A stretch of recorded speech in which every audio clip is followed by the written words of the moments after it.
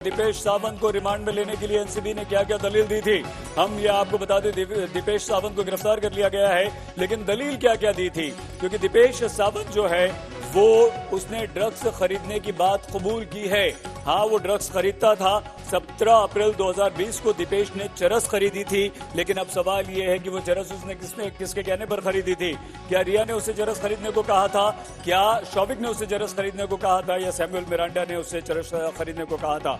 तो 5 ग्राम गांजा भी उसने खरीदे था। दीपेश ने 17 मार्च को जैद से यह खरीदा गया था। मतलब ये वो सारे किरदार हैं जो अभी तक या तो गिरफ्तार हो चुके हैं या एनसीबी के रडार पर हैं या एनसीबी उनसे पूछताछ कर रही है। सीधे हम आपको इस वक्त लिए चलते हैं मुंबई। अरविंद ओझा हमारे साथ हैं। अरविंद, ये जो कॉपी मिली है क्या जाहिर करती है? जी देखिए, मैं आपको बताऊं कि दीपेश सावंत ने पूछताछ में बहुत बड़ा खुलासा किया। उसने खुलासा किया है कि वो सैमुअल मिरांडा के पास और नारकोटिक्स कंट्रोल ब्यूरो के जरिए हमें जानकारी भी मिली थी कि जो दीपेश सावंत है, सैमुअल मिरांडा, ये दोनों एक बार जैद नाम का जो शख्स है जो बांद्रा में रहता है, ड्रग पेडलर, जिसको गिरफ्तार किया गया था, उसके यहाँ पर ड्रग्स लेने के लिए गए थे।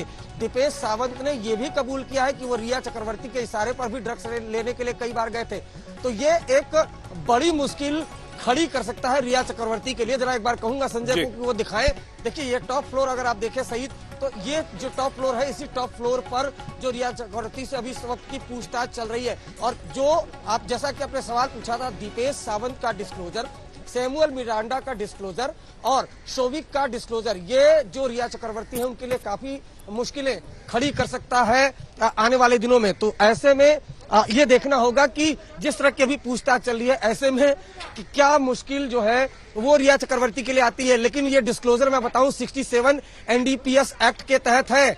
67 एनडीपीएस एक्ट के तहत जो बयान दिया जाता है सही, वो कोर्ट में एडमिसेबल होता है। तो इसका मतलब यह है कि रिया चक्रवर्ती की आने वाले दिनों में मुश्किलें बढ़ जाएंगी। उसके अलावा मैं बताऊं अभी अरविंद, आप बिल्कुल ठीक कह रहे हैं, लेकिन अरविंद साथ ही साथ एक बात और बताते जाइए। देखिए, अगर ये जो सारी खबर आई है और अदालत में एनसीबी की तरफ से जो दलील पेश की गई है, उसके आधार पर ही गिरफ्तार किया गया है। दीपेश सावंत गिरफ्तार हो गया। कुक है वो घर में, सुशांत के घर में वो सुशांत का खाना बनाया करता था। तो जाहिर सी बात है वो किसी के कहने पर तो खरीदता था।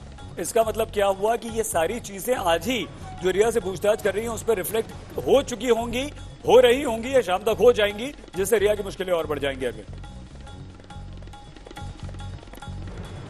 जी बिल्कुल बिल्कुल, आपने सही कहा। कई तरह की पूछताछ हो चुकी है और मैंने जैसा कि बताया कि जो अब इस वक्त की जो पूछताछ है, एक तो वो स्टेटमेंट रिकॉर्ड किया जा रहा है और स्टेटमेंट ऐसे नहीं रिकॉर्ड किया जा रहा है। सामने 3 वो किरदार जिनको एनसीबी ने गिरफ्तार किया है, जो रिया चक्रवर्ती के जाने पहचाने चेहरे हैं, रिया चक्रवर्ती को अच्छी तरीके से जानते हैं, जिनमें एक उनका भाई है शौविक चक्रवर्ती, एक है दीपेश सावंत, एक सैमुअल मिरांडा। इन तीनों के सामने कन्फ्रंट कराया जा रहा है। सिर्फ कन्फ्रंट ही नहीं कराया जा रहा है, बल्कि जो एविडेंस है जो ईडी ने नारकोटिक्स कंट्रोल ब्यूरो को दिए थे, जो नारकोटिक्स कंट्रोल ब्यूरो ने खुद डेटा खंगाले, खुद जो दो ड्रग पेडलर थे जैद और बासित, उनकी तरफ से जो डिस्क्लोजर था, तो सब कुछ सामने लाकर रख दिया गया। जबकि रिया से जब पहला सवाल पूछा गया कि आप ड्रग्स लेती हैं, तो उन्होंने साफ इनकार कर दिया। लेकिन जब सामने सबूत रखे गए हैं, तब उनकी मुश्किलें बढ़नी शुरू हो गई हैं। और ये जो सेकेंड राउंड की पूछताछ है सही, यही बहुत कुछ तय करेगी कि इस एनसीबी के बिल्डिंग से रिया चक्रवर्ती पॉश सोसाइटी में जाएंगी या फिर यहीं गिरफ्तार होकर हवालात में रहेंगी।